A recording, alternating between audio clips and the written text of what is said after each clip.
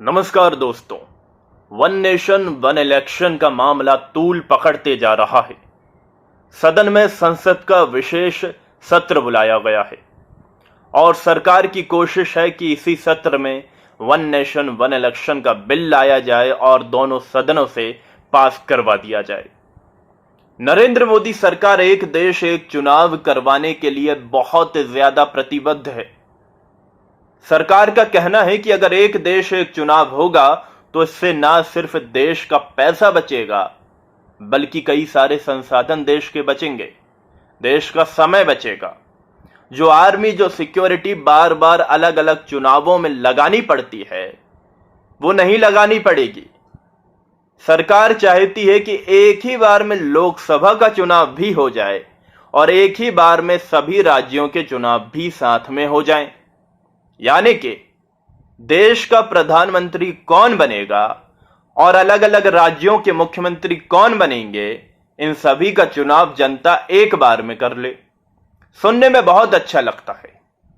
सुनने में लगता है कि यहां एक ही बार लाइन में लग करके जनता को वोट करना पड़ेगा। हालांकि इसके पीछे कई सारे ऐसे कारण भी सामने आए हैं जिनका अभी तक जवाब नहीं मिला है। जैसे कि अगर किसी राज्य में अगर कोई सरकार अल्पमत में आ जाती है और वो सरकार गिर जाती है तो क्या दोबारा से उसका चुनाव जब करवाया जाएगा तो वो केवल बचे हुए सालों के लिए करवाया जाएगा? क्योंकि दोस्तों पिछले कुछ साल पहले तक देश में एक चुनाव ही होता था, फिर अलग अलग राज्यों में सरकारें गिरती गईं तो उनका चुनाव का टाइम टेबल बिगड़ गया और आज देश में एक देश एक चुनाव नहीं है।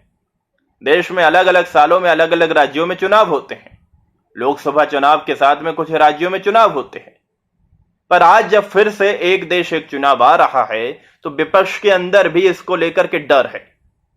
डर कहें या शंका कहें, जो कहना है कह लीजिए। इसलिए आज राहुल गांधी ने एक देश एक चुनाव को लेकर एक बड़ा बयान दिया है। राहुल गांधी ने कहा है कि एक देश एक चुनाव असल में भारतीय संघ पर हमला है, यह भारतीय व्यवस्था पर हमला है, यह राज्यों के शक्ति को खत्म करने की कोशिश है। राहुल गांधी यहीं नहीं रुके। राहुल गांधी ने कहा कि वन नेशन वन इलेक्शन असल में आरएसएस का एजेंडा है और यह आरएसएस के एजेंडे को लागू करने की कोशिश की जा रही है। तमिलनाडु के मुख्यमंत्री एम.के. स्टालिन, जो कि इंडिया गठबंधन का हिस्सा है, उन्होंने कहा कि सरकार आईएनडीआईए इंडिया गठबंधन से घबरा गई है, डर गई है। वन नेशन वन इलेक्शन लाकर के मोदी सरकार देश को तानाशाही की ओर ले जाना चाह रही है। वन नेशन वन इलेक्शन देश को तानाशाही की तरफ मोड़ देगा।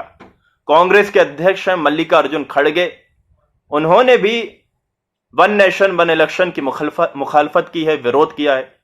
उन्होंने भी इसको एक तानाशाही रवैया बताया है और कहा है कि इसकी जरूरत देश को नहीं है।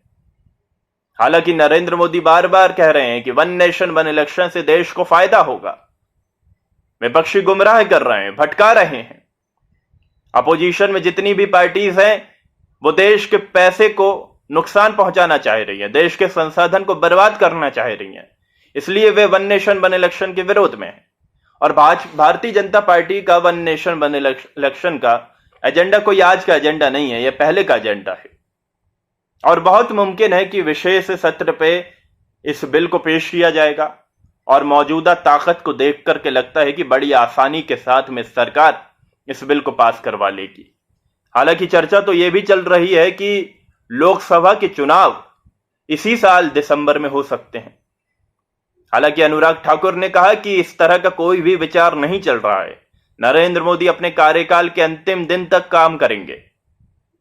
पर अगर कहते हैं ना कि धुआं तभी उठता है जब आग लगी हो, पिछले कई दिनों से मीडिया में इस बात की चर्चा तेज हो रही है कि नरेंद्र मोदी सरकार चुनाव को पहले करवा सकती है, यानी लोकसभा चुनाव पहले हो सकते हैं और इन्हीं चुनाव के साथ में बाकी तमाम राज्यों के चुनाव भी हो सकते हैं। ऐसे में उत्तर प्रदेश में भी पहले चुनाव हो जाएगा, पश्चिम बंगाल में पहले चुनाव हो जाएगा, बिहार में चुनाव हो जाएगा और भी कई सारे राज्य हैं, साथ में चुनाव करवा लिए जाएंगे। तो ऐसे में इंडिया गठबंधन के भीतर इस बात को लेकर के रणनीति तैयार की जा रही है कि अगर जल्दी चुनाव हो जाएंगे तो कैसे सीट बंटवारे के फॉर्मूले को जल्द से जल्द तैयार किया जाए। क्योंकि बीजेपी के पास में संसाधन है, ताकत है, पैसा है। इंडिया गठबंधन के पास में ना उतना पैसा है ना उतनी ताकत है। और अगर एकदम से इसी साल चुनाव हो गए तो एनडीए के अंदर में टिकट बंटवारा बहुत आसानी के साथ में हो जाएगा, क्योंकि वहां पर नरेंद्र मोदी है, वो एक पावर सेंटर है। आज के टाइम में नरेंद्र मोदी से बड़ा लीडर कोई देश में है नहीं। पर अगर इतनी ही जल्दी इंडिया गठबंधन को टिकट बंटवारा करना पड़े तो उसके अंदर भगदड़ मच जाएगी। अभी बहुत लड़ाई इंडिया गठबंधन में होनी है, 3 बैठक हो गई है, इसके बावजूद सीट बंटवारे को लेकर कोई भी फॉर्मूला तय नहीं हो पा रहा है। क्योंकि यह सवाल बड़ा है कि आखिर उत्तर प्रदेश में अखिलेश यादव कितनी सीट पर लड़ेंगे, कांग्रेस को वो कुछ देंगे कि नहीं देंगे। ममता बनर्जी वहां से राग अलाप रही हैं कि मैं पश्चिम बंगाल में अकेले चुनाव लड़ना चाहूंगी। लेफ्ट को कोई सीट नहीं देना चाहती हैं वे, कांग्रेस को कोई सीट नहीं देना चाहती हैं। यही हाल दिल्ली में है। दिल्ली में अलका लामा कह चुकी हैं कि कांग्रेस सभी 7 सीट पर लड़ेगी, फिर आम आदमी पार्टी वहां पर क्या आपको देखने का काम करेगी। बिहार में एक तरह से माना जा रहा है कि वहां बड़ा पर आसान होने वाला है सीट फॉर्मूला, क्योंकि वहां पहले से गठबंधन चल रहा है कांग्रेस, जेडीयू, आरजेडी का। पर इसके अलावा जो तमाम बाकी राज्य हैं वहां पर कैसे कांग्रेस ये तय करेगी कि सीट बंटवारे का फॉर्मूला क्या हो, और ये जल्द से जल्द इंडिया गठबंधन को करना पड़ेगा। इसके अलावा कांग्रेस को भी खुद मजबूत होना पड़ेगा, क्योंकि 200 से ज्यादा ऐसी सीटें हैं जहां कांग्रेस पार्टी ही भाजपा की टक्कर में है। वहां उसके सहयोगी ना उसको कोई फायदा पहुंचा सकते हैं ना कोई नुकसान पहुंचा सकते हैं। यानी कि अगर कांग्रेस खुद में मजबूत नहीं हो पाई तो वो एनडीए गठबंधन को कोई खास टक्कर दे नहीं पाएगी। ऐसे में कांग्रेस पार्टी खुद को मजबूत करने के लिए क्या कदम उठाएगी ये देखना पड़ेगा। क्या फिर से जल्द भारत जोड़ो यात्रा शुरू कर दी जाएगी? खबरें तो यही आ रही हैं, और उसका कहा जा रहा है कि रोड मैप भी तैयार कर लिया गया है। हालांकि ये यात्रा कब शुरू होगी ये भी एक बड़ा सवाल है।